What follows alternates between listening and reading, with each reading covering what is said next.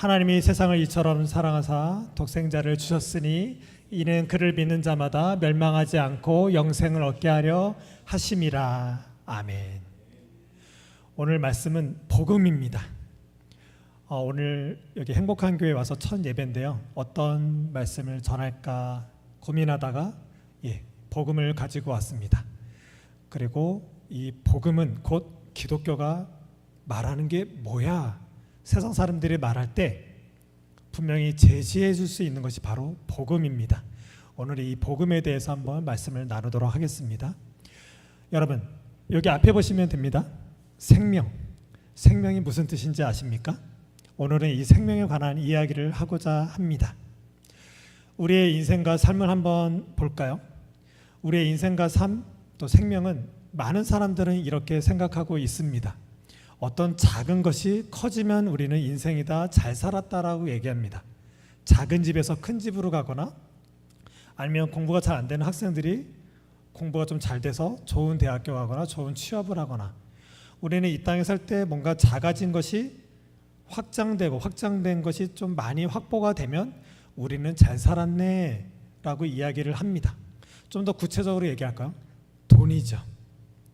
우리는 돈이 많이 벌면 잘 살았다라고 하고, 그러지 못하면 못 살았다라고 여기고 있습니다. 그리고 어떤 사람들은 그래요. 돈이면 다냐? 건강해야지. 건강하면 잘 사는 거고 건강하지 못하면 못 사는 거라고 많은 사람들도 이렇게 얘기를 합니다. 또 부모를 처음부터 잘 만나면 시작이 좋죠. 이건 부정할 수는 없습니다. 저희가 사는 동네도 우리 아이가 다니는 그 학교의 주변에 있는 그 아파트는 30억 이하가 없습니다. 거기에 태어난 아이들은 일단 시작은 좋겠죠. 또 자녀죠. 연예인이나 축구 선수나 이런 사람들이 잘 돼서 돈을 많이 벌어서 아빠 차를 바꿔주거나 엄마 집을 사줬다 그러면 우리는 자식 농사 잘 지었네, 잘 살았네 라고 우리는 이렇게 얘기를 합니다. 또 어떤 사람들은 그래요. 돈 많고 뭐 자녀가 잘 되고 다 좋지만 사람이 사람다워야지 라고 하는 사람들 굉장히 많습니다. 그래서 인간으로서 어떤 도덕과 윤리를 강조하는 사람들이 많습니다. 그리고 어떤 사람도 그래요. 나 혼자 잘 먹고 잘 살면 그게 무슨 사람이야. 나보다 남을 위해서 살아야 그게 진짜 사람 아니겠어? 그래서 어떤 다른 사람들 위해서 섬기고 봉사로 나아가는 사람들이 굉장히 많습니다. 그리고 또 어떤 사람들은 그래요. 인생 무상 다 필요 없다. 내가 잘 되는 것도 저 사람이 잘 되는 것도 누굴 도와주는 것도 아무것도 다 필요가 없다고 여기는 사람 많아요. 그래서 허무주의에 빠지거나 급기야는 자살까지 이르게 되는 경우도 큽니다. 그리고 어떤 사람들은 이 땅에 어떤 누구도 기댈 것이 없으니까 종교를 가지게 되죠. 그래서 불교든 천주교든 우리처럼 이렇게 교회를 나가거나 여러 가지 종교를 또 믿게 됩니다. 여기에 계신 분들은 어디에 속하시나요? 지금 많은 사람들, 특히 청년들은 돈이라는 글자에 많이 눈이 갈 거고요. 제가 수요일마다 이제 파주의 요양병원 암센터에서 예배를 진행하고 있는데 거기 분들은 다 필요 없죠. 건강해야 되죠. 또 자녀 문제로 있는 분들은 또 자녀 쪽에 눈이 갈 거고요. 여러분들은 어떤 것이 인생이라고 생각하고 계십니까? 저는 이 질문이 너무나도 힘들었습니다. 저는 33살 때 액치라는 학교에 학부로 들어갔고 1학년 때는 그냥 그렇게 다니다가 2학년 때 굉장히 큰 위기가 왔습니다. 여전히 돈 때문에 힘들어하고 내가 하나님 일을 걷겠다고 하고선 여전히 힘들어하고, 또 저희 가족 중에서는 저만 예수를 믿어요. 또 장남이고 아버지 어머니께 제대로 효도하지 못하는 이 장남으로의 삶이 너무나도 힘들었습니다. 근데 저는 선교학과였고 제 주변의 선교학교 학생들은 다 속된 말로 미친놈들만 있습니다. 지금은 미세먼지지만 옛날에 황사라고 했잖아요. 황사가 노랗게 끼면 한 대여섯 명 아이들이 밖에 나갑니다. 손잡고 오 중국 하면서 기도를 해요. 남들은 황사가 끼면 다 안으로 들어가는데 그 친구들은 밖에 나와서 중국을 품고 기도를 합니다. 이런 친구들이었어요. 그러니까 뭐만 하면 막 열정적으로 막 어딘가 나가야 되고, 매번 우리 학교에서 물어보는 게 형은 어디 나라 품고 있어요? 이거예요. 난 어디 품고 있는 게 없는데 나는 여전히 돈과 여러 가지 힘듦 때문에 괴로워하고 염려하고 있는데 저들은 너무나도 대단한 거예요. 그래서 몇몇 아이들하고 대화도 해봤는데, 형님, 우리에겐 복음이 있잖아요. 다 이대다만 우린 믿음이 있잖아요. 주가 우리와 함께 가시잖아요. 나도 복음이 있고 주를 믿는데 나는 여전히 돈 때문에 너무나도 힘든 거예요. 이게 풀리질 않았어요. 그러다가 제가 그때 4월 달 정도였어요. 결론을 내렸어요. 나는 복음이 없구나. 복음을 모르는구나. 내가 복음을 알고 확실한 복음 가운데 믿음 가운데 나간다면 지금 내가 걱정하고 두려움이 있는 거 이렇게 염려하지 말아야 되는데 왜 이렇게 염려스럽지? 그때부터 1년 동안 정말 극심하게 엄청나게 기도를 했어요. 또 저희 룸메이트 중에 한 명은 새벽 3시 정도가 되면 저희 산에 나가서 그 귀신 대적하는 친구가 있어요. 선배인데 이상해요. 아무튼 새벽마다 나가요. 그렇게 나가서 막 귀신 대적하고 왔대요. 그 친구한테 물어봤어요. 어떻게 하면 내가 믿음을 가질 수 있고 복음에 내가 이룰 수 있는지. 근데 그 친구가 저한테 알려준 그 솔루션이랄까요? 창자가 끊어질 때까지 기도하라는 거예요. 그래서 그 친구가 기도하러 갈 때마다 저 우리 기도실 가가지고 정말 계속 부르짖고 기도했어요. 정말 이게 창자가 끊어져요. 지금 생각하면 너무 힘줘서 온 것 같아요. 아무튼 그래요. 그렇게도 했는데 도무지 모르겠어요. 그래서 어떤 분들은 이제 종교개혁 때 로마서를 가지고 종교개혁을 일으켰고 또 구약의 시편을 가지고 종교개혁을 일으켰으니까 로마서와 시편을 공부하라는 거예요. 정말 열심히 공부했어요. 근데 로마서가 다 이해는 됐지만 그게 나를 충분히 KO 시킬 만한, 나를 완전히 이해시킬 만한 그 복음 가운데 나아가질 못하겠는 거예요. 너무 어려웠어요. 이런 어려움 중에 또 더 어려운 건 뭐냐면 또 학교에 어떤 누구나 또 교수님이나 또 어떤 기독교에게 좀 뛰어난 사람들 굉장히 많았잖아요. 또 많은 학자들이 있었지만 어떤 누구 하나 제 삶에 명확하게 모델이 될 만한 사람이 없었어요. 지금도 없어요. 여러분들은 계신가요? 우리는 이 땅에서 그쵸, 돈과 건강과 많은 상황 가운데서 나보다 나은 사람들, 뭔가 좋아 보이는 사람들을 나랑 비교해서 그 사람처럼 살고 싶고 그 사람처럼 가지고 누리고 싶은 마음은 있지만 정말 그 사람을 나의 삶의 진정한 모델로 삼고자 한다면 없다라는 거예요. 여러분들은 있나요? 저는 이게 너무나도 어려웠어요. 그러면서 이렇게 설교까지 하게 됐는데 굉장히 어렵습니다. 저는 이 죽음 앞에서 너무나도 괴로웠던 거예요. 다 죽음에서 태어나고 죽음 가운데 살다가 다 죽어가는 이 개념을 이해할 수가 없는 거예요. 많은 역사 가운데 오고 오는 수많은 사람들이 인생은 이런 거야, 산다라는 건 이런 거야, 또 교회에서도 믿음은 이런 거야, 말씀은 이런 거라고 얘기하지만 너무나도 헷갈리고 혼돈스러웠어요. 너무나도 괴로웠어요. 이게 와닿지가 않는 거예요. 죽음 앞에서 다 그저 죽음이라는 어떤 감옥 속에 있는데 그냥 감옥 생활은 이렇게 하는 거야, 감옥 생활 잘하려면 이렇게 해야 돼, 감옥에서 좀 편하려면 이래야 돼, 다 이런 말들과 철학적인 것과 자각하게 하고 깨닫게 하는 거지, 정말 나한테 완전한 진리 가운데 나를 완전한 삶으로 인도해 줄 만한 말들이 너무나도 없는 거예요. 이게 너무나도 괴로웠던 거죠. 이러다가 전에 해결된 게 이제 12월 달 정도에 마가복음 때문에 해결이 됐습니다.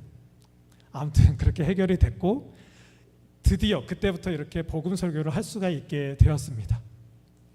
태초에 하나님이 계셨습니다. 이 세상 모든 만물을 만드시고 맨 마지막에 사람을 지으셨습니다. 그리고 이 사람에게 생명을 주셨습니다. 사람을 땅의 흙으로 빚으셔서 생기를 불어넣으시고 생명이 된지라. 원래는 이 생명이 히브리어로는 생명이라는 단어입니다. 1장 20절이나 24절에도 생물이라는 단어 똑같은 단어예요. 하지만 코에 생기를 넣어서 우리를 특별한 존재로 만들었기 때문에 우리 번역상으로는 생명이 된지라라고 이렇게 번역이 된 겁니다. 근데 굉장히 잘된 번역이라고 봅니다. 네페시하야. 정말 하나님께서 원하시는 참 생명 가운데 우리를 두셨다라는 거예요. 여러분, 그러면 이 생명이라는 뜻이 무슨 뜻인지 아십니까? 우린 생명이라는 이 단어 정말 많이 쓰잖아요. 생명이 무슨 뜻일까요? 저 한문을 보실까요? 저 한문이 어떤 뜻일까요? 날생자, 우리는 목숨명자로 알지만 이 명자가 더 깊이 어원으로 들어가면 명령할 때 명, 계명할 때 명자예요. 뜻은 살라고 명하다라입니다. 하나님께서 이 땅의 모든 생물들, 그리고 특히 사람을 특별한 존재로 만들었을 때 그냥 이렇게 움직이는 생명만 있는 존재로 만든 것이 아니라 생명을 주셨다라고 할 때 살라고 명하다. 너는 이렇게 사는 존재야. 이렇게 사는 존재로서 하나님의 뜻 가운데 살아야 되는 존재라고 우리를 이렇게 지으셨다라는 거예요. 그것이 바로 생명이라는 것입니다. 이 생명을 줬다. 너 이렇게 살아야 돼라고 하는 그 큰 틀, 그 이유, 그 근거가 되는 것이 바로 선악과입니다. 너는 이렇게 살아야 돼라고 하는 그것을 분명한 장치로 두신 것이 바로 선악과이죠. 그리고 이 선악과는 바로 사랑이라는 거예요. 하나님이 우리를 형상과 모양으로 만들었다. 형상과 모양에 대해서 이제 다음 주에 제가 설교를 할 텐데, 형상과 모양의 가장 큰 그 해석은 바로 사랑입니다. 사랑이신 분이 사랑을 만든 거예요.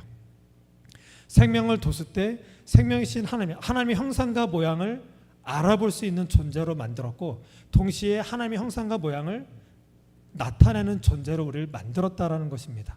그래서 이 사랑, 이게 왜 중요하냐면, 하나님이 우리에게 모든 실과를 다 임의로 먹다 두가 아카리라는 단어를 동시에 쓰면서 먹고 먹어라, 아무리 먹어도 살찌지 않아 라고 충분히 먹으라고 했어요. 하지만 선악을 알게 하는 나무의 열매를 먹지 말라라고 했습니다. 여기서가 굉장히 중요해요. 하나님께서 우리에게 먹지 말라 했으면 먹지 마는 거예요. 하나님은 한번 내뱉어서 먹지 말라 하면 우리는 먹지 말아야 되는 거예요. 이것이 1장에 보면 빛이 있으라, 그럼 빛이 있는 거예요. 궁창이 있으라, 물과 뭇을 나누라, 바다의 물고기와 하늘의 새와 이런 해와 달과 별 있어라. 그러면 그냥 그렇게 되는 거예요. 있으면 되고 하나님의 뜻 가운데 그대로 움직이면 되는 거예요. 선악과를 주시고 먹지 마 하면 먹지 말면 되는 거예요. 근데 우리 사람은 그러나 너가 먹는 날에는 죽을 거야 라고 말씀하세요. 곧 우린 먹지 말아야 되는 존재지만 하나님의 말씀에 대해서 거부하고 거절할 수 있는 존재까지도 우리 사람을 만들었다는 것입니다. 이게 굉장히 중요한 거예요. 이 땅에 하늘과 바다와 산과 많은 하나님의 피조물들은 다 로봇이에요. 그냥 그렇게 있어라 프로그램대로 움직이는 거, 그냥 그렇게 있으면 되는 것들이에요. 하지만 사람은 맹목적으로 로봇으로 만들지 않았다라는 거예요. 하나님의 형상과 모양대로 만드셔서 그 최상의 개념인 사랑으로 만드셨는데, 내가 너를 사랑한 것처럼 너도 너의 의지로 나한테 사랑하길 바래. 그래서 우리 사람을 그렇게 사랑의 존재로, 하나님의 사랑을 알아보고 사랑을 전달할 수 있는 존재로 만드셨다라는 거예요. 그래서 선악과의 존재가 이렇게 중요하다라는 것입니다. 그런데 그 사랑에서 우리가 분리하게 됐죠. 선악과를 따먹음으로 말미암아 하나님의 사랑에서 분리된 우리는 이 죽음이라는 땅에 쫓겨날 수밖에 없게 된 것입니다. 그래서 여자는 임신하는 고통, 남자는 이마에 땀을 흘리는 수고를 해야 된다 그랬죠. 히브리어로는 그 고통과 수고가 똑같은 단어예요. 근데 우리 해석으로는 고통과 수고로 이렇게 나눠져 있습니다. 여자는 이렇게 살아야 되고 남자는 이렇게 살아야 돼, 이런 차원이 아니에요. 모든 인류는 죽음 가운데 내몰려졌는데 그 땅에 사는 존재들은 다 고통과 수고, 이 두 단어로만 살고 있다라는 것입니다. 여러분 한번 생각해 보세요. 이 수고와 고통, 이 두 단어 말고 다른 걸로 살고 계십니까? 없어요. 아까 말씀드렸던 것은 돈, 건강, 자녀가 잘 되고 좋은 부모를 만나고 도덕과 윤리, 모든 것 다 보면 수고해야 되고 다 고통 가운데 빠질 수밖에 없습니다. 우리는 이런 삶 가운데 빠진 거예요. 우리 지금 제 딸도 있고 여기 학생도 있지만 우리 왜 공부해야 될까요? 우리 교회 다니면 막 그러잖아요. 하나님께 영광 올리기 위해서 공부 열심히 해야지. 그거 믿지 마세요. 성경에 그렇게 말한 적 한 번도 없어요. 어떤 누군가가 교회 좀 다니고 자기가 꿈도 꾸고 꿈을 이룬 것 같아서 사람들 앞에서는 이런 꿈 꾸세요, 영향력 있는 사람이 되세요라고 하지만 성경 어디에도 그래서 영광이라고 말한 적 한 군데도 없어요. 우리는 죽음 가운데 다 내몰려져 있고 수고와 고통밖에는 없어요. 이곳에 태어나서 우리가 살아보니, 어른들이 살아보니 공부를 못하니까 천대받거나 돈이 없으니까 비굴하게 살 수밖에 없어요. 너무나도 힘든 거예요. 그러니까 살아보니 힘드니까 공부하라라고 하는 거지, 공부해서 하나님께 영광 올려드려버려, 이건 다 거짓말이에요. 세상에 수많은 예수 믿는 사람이 몇몇 안 되는 좀 더 뭔가 나은 모습으로 세상에 어떤 누군처럼 예수 믿지 않는 사람처럼 뭔가 뛰어난 거 뭔가 가졌다고 재능 좀 있다고 그것이 잘 됐다고 그것으로 뭔가 사람들 앞에서 내놓는 뭔가 말할 수 있는 존재가 됐다고 그래서 그것이 하나님의 영광이 아니라는 거예요. 우린 다 죽어요. 여기 안에 머물러서 아까도 말씀드린 그냥 감옥 생활을 좀 더 어떻게 하면 잘할 수 있을까 못할 수 있을까 이런 차원에서 공부 잘해라 못해라 이런 차원에 있는 거지 우리는 하나님의 생명 가운데서 참 안식 가운데서 참 가족 가운데서 다 박탈당하고 끊어진 상태에서 이 죽음 가운데 내몰렸다는 거예요. 그저 수고와 고통을 좀 덜할까 그래서 공부하라는 것 뿐이에요. 여기서 자유하시길 바라겠습니다. 딱 한 가지예요. 옛날부터 계속 우리 제자들이 그랬어요. 예수 믿으면 구원받는다면서 왜 공부 자꾸 잘하라 그러고 공부 못하면 구원받지 못할 것처럼 그렇게 교회에서는 얘기해요라고 그러는데 교회가 잘못한 거예요. 이런 죽음과 고통과 수고 가운데 있을 수밖에 없는 우리에게 하나님은 찾아와 주셨고 구약 때부터 너희를 구원해 약속하셨습니다.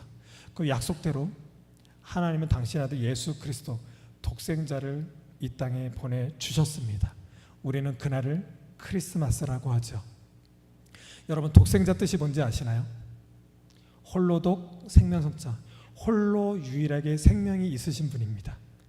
제가 그 합신대학원 갔을 때 첫 조직신학 우리 교단 그때 교수님은 아니었죠.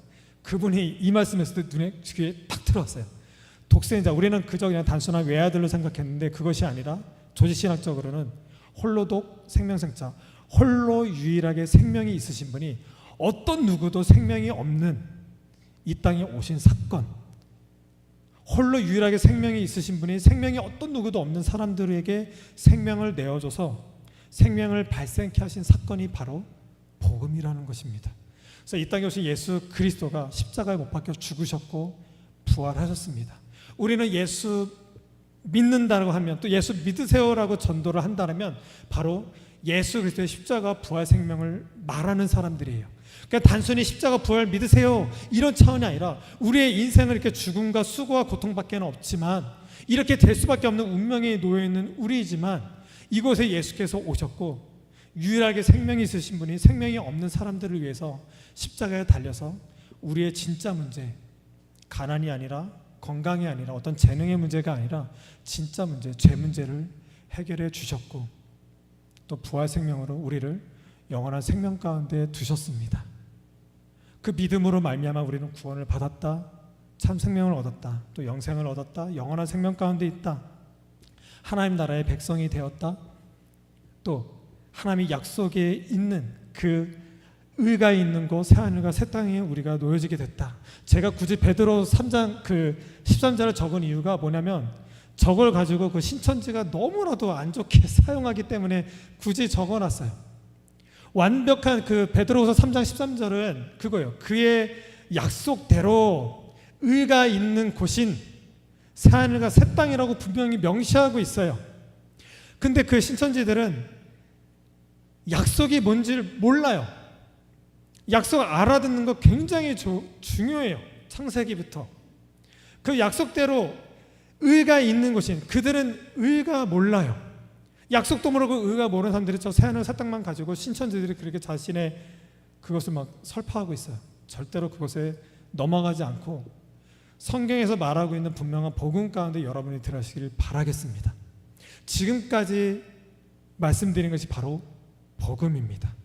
하지만 우리가 복음을 들었다고 할 땐 여기서 머무르면 안 됩니다. 우리의 구원을 위해서 우리를 살리시려 예수께서 이 땅에 오셨대. 그 예수님을 믿어야 돼. 여기서 머물면 안 됩니다. 정말 중요한 건 뭐냐면 우리를 구원으로 가능케 하신 우리가 예수를 믿었다면 하나님을 믿었다면 성령께서 우리를 구원의 길로 인도하셨다면 그 삼위일체 하나님이 도대체 누구시기에 우리를 구원하시냐는 거예요.